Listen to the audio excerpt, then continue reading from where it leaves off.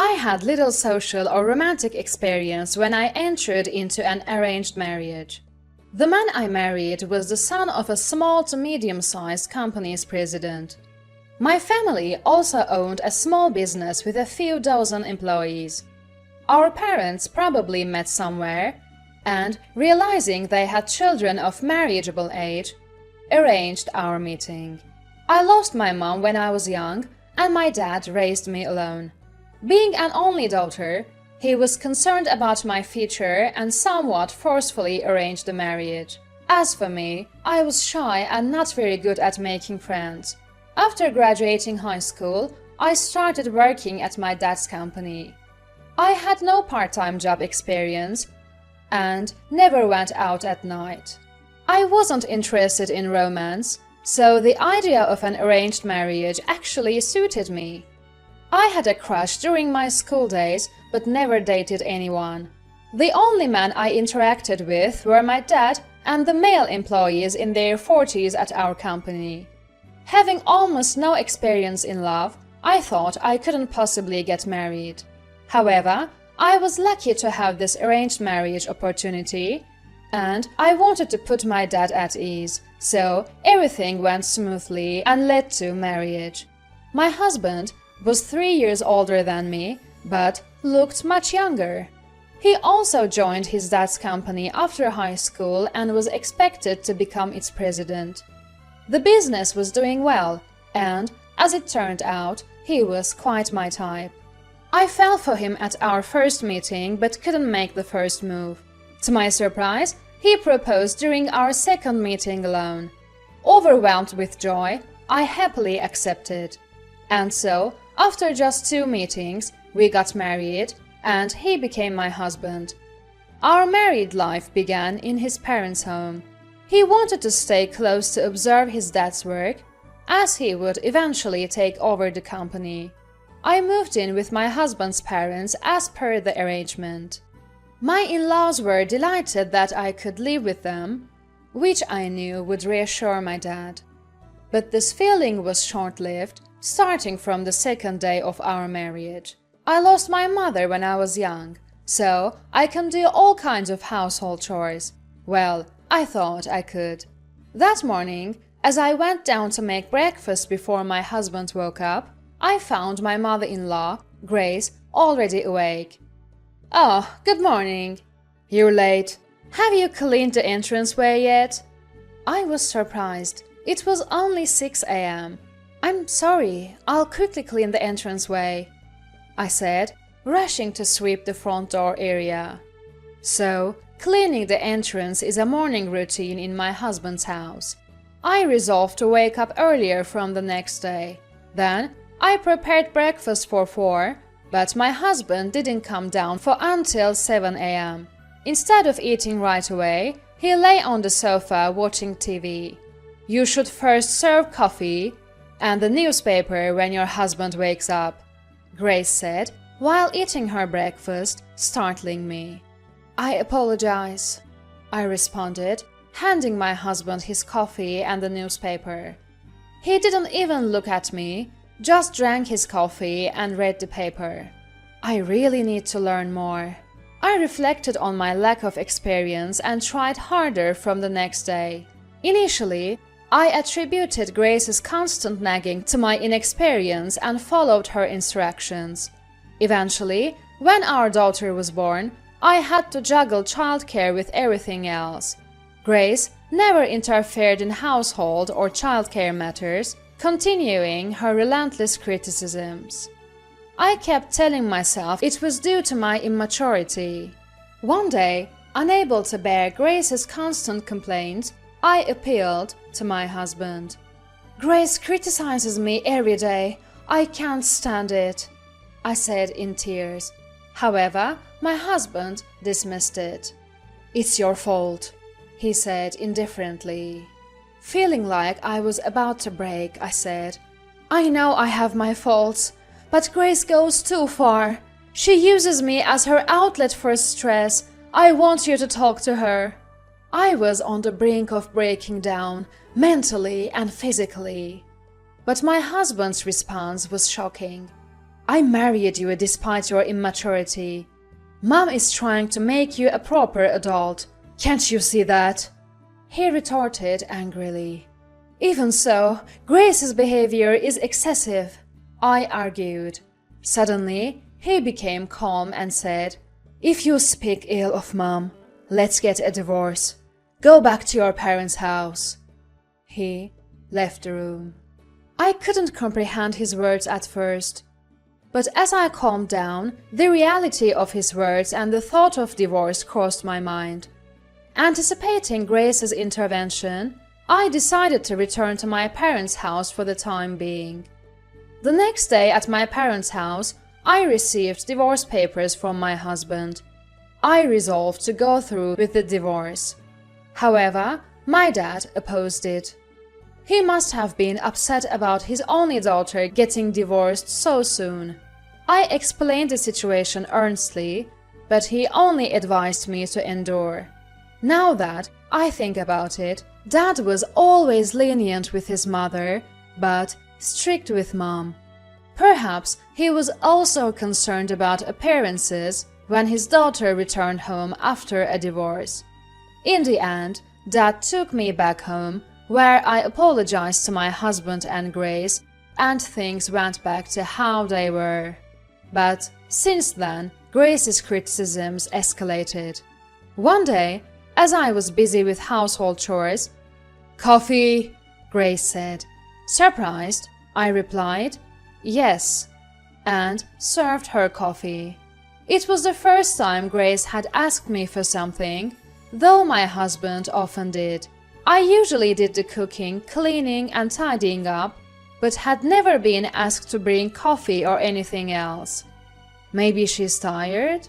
I thought at the time, but then it continued the next day and the day after.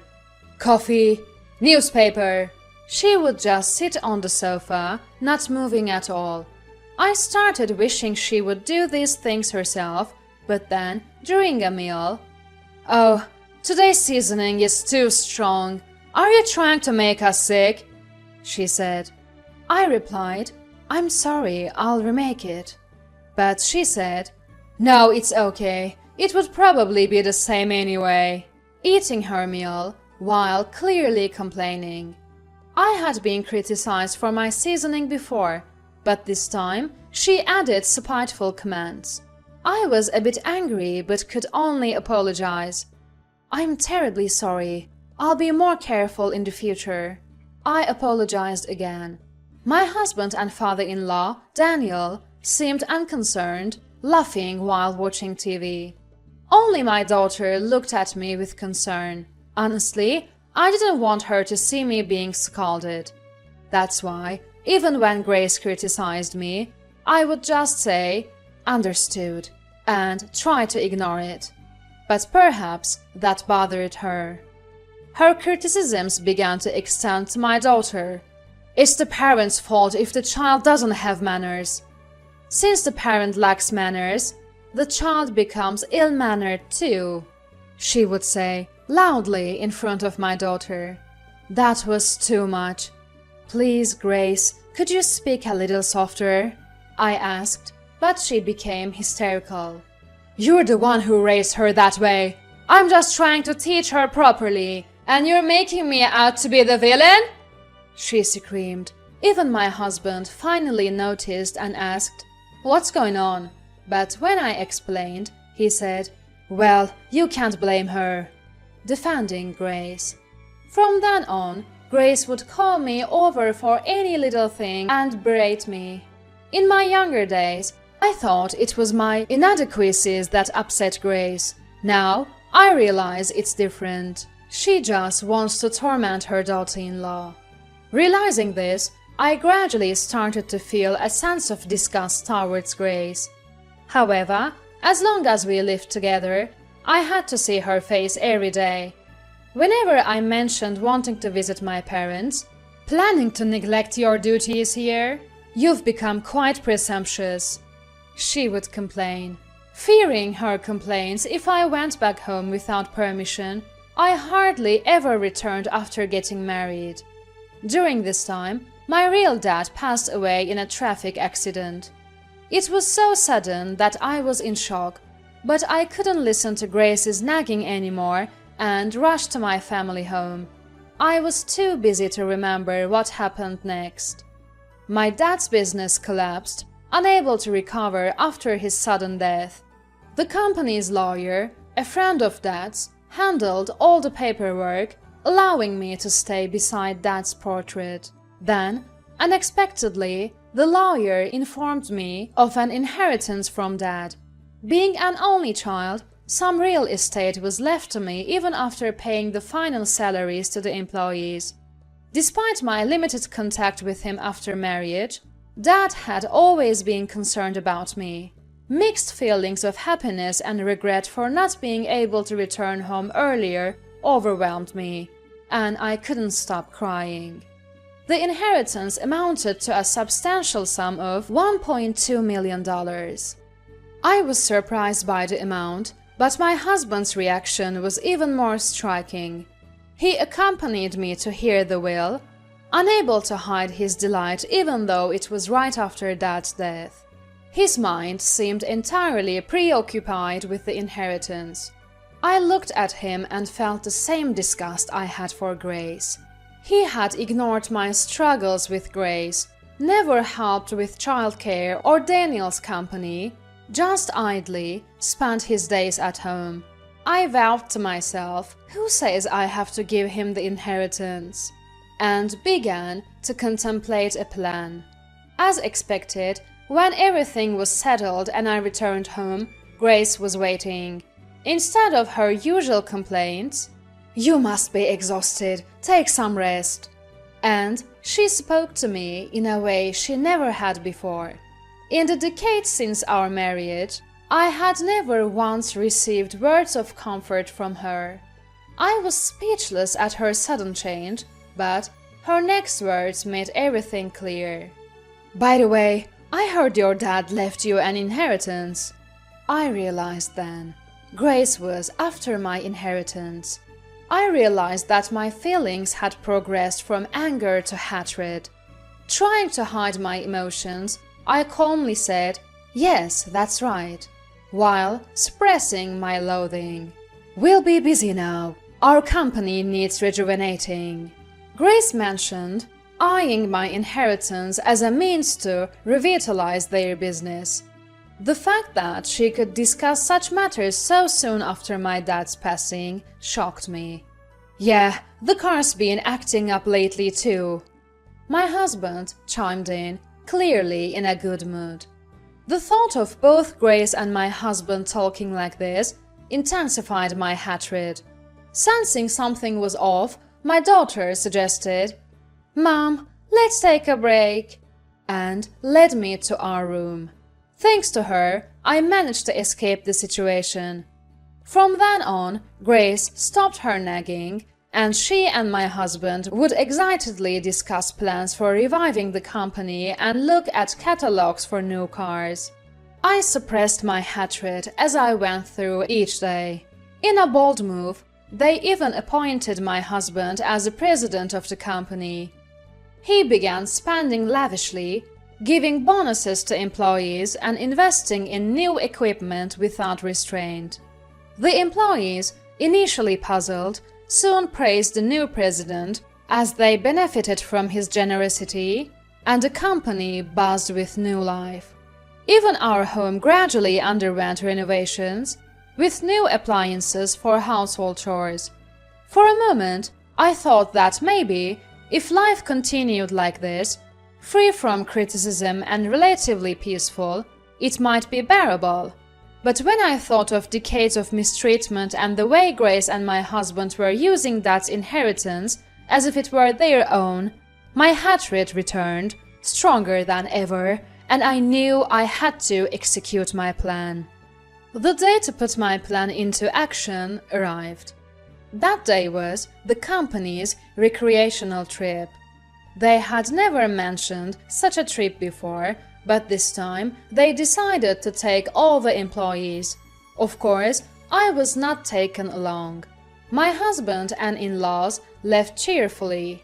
As soon as they departed, my daughter and I began our plan. We had a moving truck ready, which filled with our packed belongings and moved to an apartment I had secretly bought.